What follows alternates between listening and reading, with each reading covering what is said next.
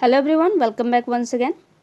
हम बिहार जीविका भर्ती 2025 के ब्लॉक प्रोजेक्ट मैनेजर की क्लास की जो एमसीक्यूज प्रैक्टिस सेट है, 7वीं प्रैक्टिस सेट है, वो करने वाले हैं। ठीक है, तो चलिए स्टार्ट करते हैं। आपको पता है कि जो मंडे टू फ्राइडे आपकी क्लास होती है और शाम को उसका प्रैक्टिस सेट भी कराया जाता है। ठीक है, और शाम को 4 बजे ये आपकी प्रैक्टिस सेट उपलब्ध रहेगी डेली, मंडे टू फ्राइडे। ठीक है, तो टाइमिंग ध्यान रखना है। और सुबह जो आपकी क्लास होगी वो 10 बजे आपकी क्लास अपलोड कर दी जाएगी। ठीक है, चलिए स्टार्ट करते हैं। पहले कह रहा है कि DAYNRLM यानी दीनदयाल अंत्योदय योजना राष्ट्रीय ग्रामीण आजीविका मिशन की संस्थागत संरचना में सबसे ऊपरी स्तर की इकाई कौन सी होती है। आज की जो आपकी क्लास हुई है उसी पे आधारित प्रश्न है ये। ठीक है, तो उसमें सबसे ऊपरी स्तर की इकाई कौन सी है, तो ब्लॉक परियोजना कार्यान्वयन इकाई है, ग्राम संगठन है, जिला परियोजना कार्यान्वयन इकाई है, या राज्य प्रबंधन परियोजना इकाई है। तो अगर आपने सुबह की अगर क्लास को अटेंड किया हुआ है तो आपको पता होगा कि इसका जो राइट जवाब है ऑप्शन नंबर डी है। जो दीनदयाल अंत्योदय योजना की जो संस्थागत संरचना है उसमें राज्य प्रबंधन परियोजना प्रबंधन इकाई जो है सबसे ऊपरी स्तर की इकाई में आता है। ठीक है, उसके बाद आता है जिला परियोजना कार्यान्वयन इकाई और तीसरे नंबर पर आता है ब्लॉक परियोजना कार्यान्वयन इकाई। ठीक है, तो इसका जो ऑप्शन नंबर डी है इसका राइट जवाब है ऑप्शन नंबर डी। अगले प्रश्न पे चलें। यहाँ पे ऑप्शन नंबर डी दिया हुआ है। SPMU राज्य स्तर पर कार्य करती है और मिशन के समग्र रणनीतिक नियोजन और प्रबंधन के लिए जिम्मेदार है। अगले प्रश्न पे चले। अगला प्रश्न कह रहा है कि DAYNRLM में सब्सिडियलिटी के सिद्धांत का क्या अर्थ है। तो पहला है ये सभी निर्णय केवल केंद्रीय स्तर पर लिए जाते हैं। दूसरा है निर्णय और कार्य सबसे निचले संभव स्तर पर किए जाते हैं। तीसरा है निर्णय लेने की शक्ति में केवल राज्य सरकार के पास है। और चौथा कह रहा है कि केवल वित्तीय निर्णय निचले स्तर पर लिए जाते हैं। तो आपको पता है जो सब्सिडी का अर्थ होता है इस सिद्धांत में यानी दीनदयाल उपाध्याय में, तो वो होता है ऑप्शन नंबर बी, निर्णय और कार्य सबसे नीचे संभवतः स्तर पर किए जाते हैं। तो ऑप्शन नंबर जो बी है इसका राइट जवाब है, निर्णय और कार्य सबसे निचले संभव स्तर पर किए जाते हैं। तो ऑप्शन नंबर जो बी है इसका राइट जवाब है। यहाँ पे बात करें तो यह सिद्धांत समुदायों को अपने स्वयं के मामलों का प्रबंधन करने के लिए सशक्त बनाता है, जिससे निर्णय सबसे निचले स्तर पर लिए जाते हैं। ठीक है, अगले प्रश्न पे चलते हैं। अगला प्रश्न कह रहा है कि सामुदायिक आधारित संगठनों यानी CBOS की संरचना में कौन सा सबसे निचला स्तर आता है। ठीक है, यहाँ पे ध्यान रखना है कि सामुदायिक आधारित संगठनों में भी हमने 3 जो है संगठन को देखा था, आपको याद होगा अगर तो उसमें कह रहा है कि सबसे निचले स्तर पे कौन सा आएगा। तो ग्राम संगठन आएगा, क्लस्टर स्तरीय महासंघ आएगा, स्वयं सहायता समूह आएगा, या ब्लॉक परियोजना कार्यान्वयन इकाई आएगी। तो सुबह की अगर आपने क्लास देखी होगी तो इसका राइट जवाब आपको पता होगा कि स्वयं सहायता समूह जो है सबसे निचले स्तर की इकाई है, यानी CBOs यानी सामुदायिक आधारित संरचना में सबसे निचले स्तर पे एक ये आता है, दूसरे नंबर पे ग्राम संगठन आता है और थर्ड पे क्लस्टर लेवल फेडरेशन आता है। तो सबसे निचले स्तर पे ये है और सबसे उच्च स्तर पे क्लस्टर स्तरीय संघ है। ठीक है, सामुदायिक आधारित संगठनों में। ठीक है, तो ऑप्शन नंबर जो सी है इसका राइट जवाब है। स्वयं सहायता समूह जो है CBOs की सबसे छोटी और आधारभूत इकाई है, जिसमें आमतौर पर गाँव की 10 से 15 महिलाएं शामिल होती हैं। अगला प्रश्न कह रहा है कि DAYNRLM की संस्थागत संरचना में ब्लॉक स्तर पर कौन सी इकाई कार्य करती है। यानी ध्यान रखना है कि ब्लॉक के स्तर पर कह रहा है और संस्थागत संरचना में DAYNRLM की। तो इसमें कह रहा है कि राज्य प्रबंधन इकाई काम करेगी, जिला परियोजना कार्यान्वयन इकाई काम करेगी, या ब्लॉक परियोजना कार्यान्वयन इकाई करेगी, या ग्राम संगठन करेगी। तो आपको पता है मैंने अभी पहले या दूसरे जो क्वेश्चन था उसमें भी बताया था कि ब्लॉक के स्तर पे कौन सा काम करेगी, तो ब्लॉक परियोजना करेगी। राज्य का स्तर पे राज्य का करेगा, जिला के स्तर पे जिला परियोजना प्रबंधन इकाई करेगी, और ब्लॉक लेवल पे क्या करेगा, तो ब्लॉक परियोजना कार्यान्वयन इकाई करेगा। ठीक है, तो ऑप्शन नंबर सी इसका राइट जवाब है। ब्लॉक स्तर पर एक एकीकृत इकाई है जो सीधे समुदाय के साथ संवाद करती है।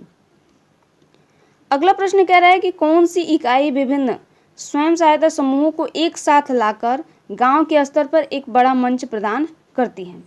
तो क्लस्टर स्तरीय महासंघ है, ग्राम संगठन है, राज्य परियोजना प्रबंधन इकाई है, या जिला परियोजना कार्यान्वयन इकाई आती है।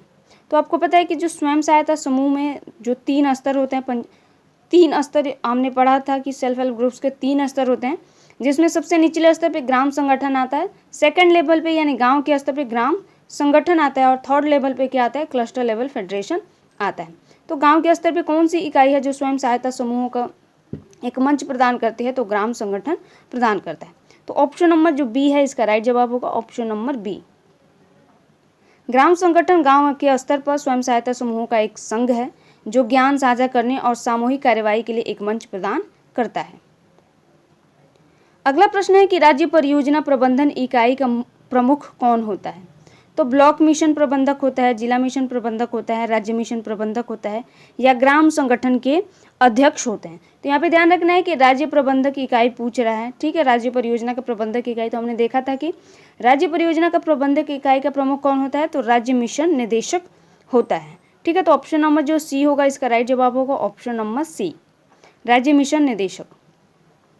राज्य मिशन निदेशक SPMU के प्रमुख होते हैं और पूरे राज्य में मिशन का नेतृत्व करते हैं, और इनके जो हैंड में क्या होता है, एक टीम भी होती है जो इनका सपोर्ट करती है। अगला प्रश्न है कि ब्लॉक परियोजनाओं का कार्यान्वयन इकाई की टीम में कौन सी महत्वपूर्ण शक्ति होती है, शामिल होती है, जो सीधे समुदाय के साथ काम करती है। तो यहाँ पे ध्यान रखना है कि ब्लॉक परियोजना कार्यान्वयन इकाई की बात करें तो केवल सरकारी अधिकारी होते हैं, सामुदायिक संस्थान व्यक्ति यानी कम्युनिटी रिसोर्स पर्सन्स होते हैं, केवल बैंक कर्मचारी होते हैं, या विदेशी विशेषज्ञ होते हैं।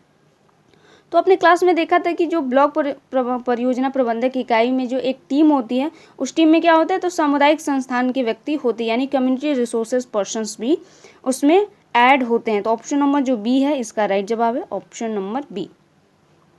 सामुदायिक संस्थान व्यक्ति समुदाय से ही होते हैं और जमीनी स्तर पर स्वयं सहायता समूह के गठन और पोषण में महत्वपूर्ण भूमिका निभाते हैं। अगला प्रश्न कह रहा है कि क्लस्टर स्तरीय महासंघ की मुख्य भूमिका क्या है, CLF की मुख्य भूमिका क्या है? तो सभी स्वयं सहायता समूहों को सीधे नौकरी देना, केवल सरकारी नीतियों की जानकारी देना, या ग्राम संगठनों और स्वयं सहायता समूहों के लिए एक व्यावसायिक केंद्र यानी बिजनेस हब के रूप में काम करना, या चौथा कह रहा है कि ब्लॉक स्तर पर प्रशासनिक कार्य करना। तो आपको पता है जो क्लस्टर स्तरीय फेडरेशन होती है वो क्या काम करती है, तो ग्राम संगठनों यानी VOs और स्वयं सहायता समूह के लिए एक व्यवसायिक केंद्र यानी बिजनेस हब के रूप में काम करने का ये रोल प्ले करता है। तो ऑप्शन नंबर जो सी है इसका राइट जवाब है, ऑप्शन नंबर सी। CLF एक व्यवसायिक केंद्र के रूप में काम करता है जो VOs और स्वयं सहायता समूहों को वित्तीय मध्यस्थता, सामूहिक विपणन और अन्य व्यावसायिक सेवाएं प्रदान करने का काम ये करता है। अगला प्रश्न पे चले तो अगला प्रश्न कह रहा है कि ग्राम संगठन यानी VOs किस प्रकार अपने सदस्यों यानी स्वयं सहायता समूहों को प्रदान करते हैं, अपने सदस्यों को स्वयं सहायता समूह कैसे ये प्रदान करते हैं? तो सीधे स्वयं सहायता समूह को सरकारी सब्सिडी वितरित करके, या स्वयं सहायता समूह को ज्ञान साझा करने, बड़े ऋण प्राप्त करने और सामूहिक रूप से मुद्दों को हल करने के लिए एक मंच प्रदान करके, या तीसरा कह रहा है कि स्वयं सहायता समूह के सदस्यों के लिए व्यक्तिगत बैंक खाते खोलकर, या केवल कानूनी सलाह देकर।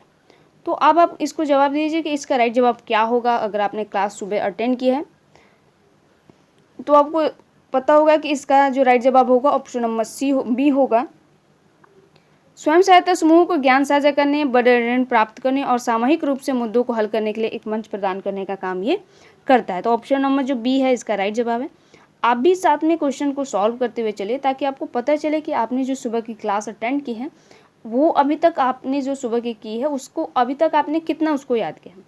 और जब भी मैं आपको बता दूं कि जब भी आप प्रश्न करें तो एक बार फिर से अपने नोट्स पे ज़रूर जाए, जो क्लास नोट्स है आपका या जो आपने नोट्स बनाई है उसको एक बार फिर से देखिए कि क्या आपने क्वेश्चन में क्या पूछा गया हो और क्या आपने उन पॉइंट्स को अपने नोट्स में उसको ऐड किया हुआ है।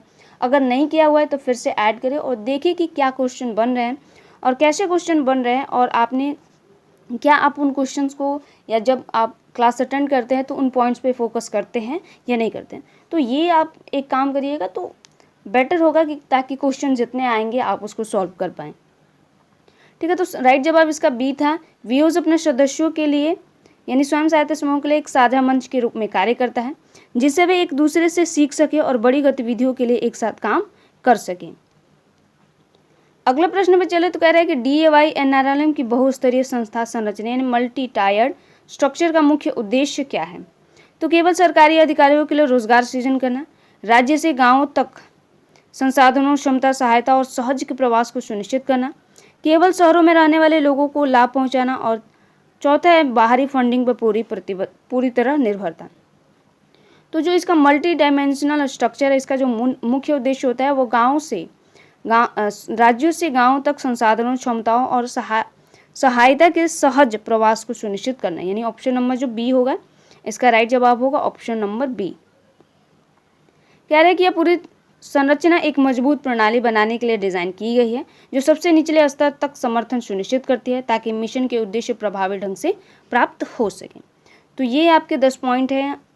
आप लोग बताते नहीं कि क्वेश्चन आपने अटेंड किया है या नहीं किया, कितने क्वेश्चन आपके राइट हुए, कितने रॉन्ग हुए, एक बार बताइए। जब भी आप प्रैक्टिस सेट करें तो इसीलिए प्रैक्टिस सेट लाया जाता है ताकि आपका पता चले कि आपने जो पढ़ा है उसका कोई बेनिफिट हो रहा है या नहीं हो रहा है, आप क्वेश्चन सॉल्व कर पा रहे हैं या नहीं कर पाए। तो आज की जो क्लास अटेंड की है आपने, इसमें बताया गया कि आपने 10 में से कितने प्रश्न सही किए। आपने जितने भी प्रश्न सही किए हैं वो बताइए, फीडबैक दीजिए कि हाँ आपको क्लासेस समझ में आ रही है, तभी तो मुझे भी पता चलेगा कि हाँ आप जो क्लास अटेंड कर रहे हैं उसका कोई लाभ भी हो रहा है आपको या नहीं हो रहा है। ठीक है, तो कमेंट में ज़रूर बताइएगा कि आपकी क्लास कैसी लगी और आपने कितने प्रश्नों को सही किया। अगर कोई दिक्कत हो रही है आपको तो वो भी आप कमेंट में बता सकते हैं। ठीक है गाइस, तो मिलते हैं अगली क्लास में, तब तक के लिए धन्यवाद।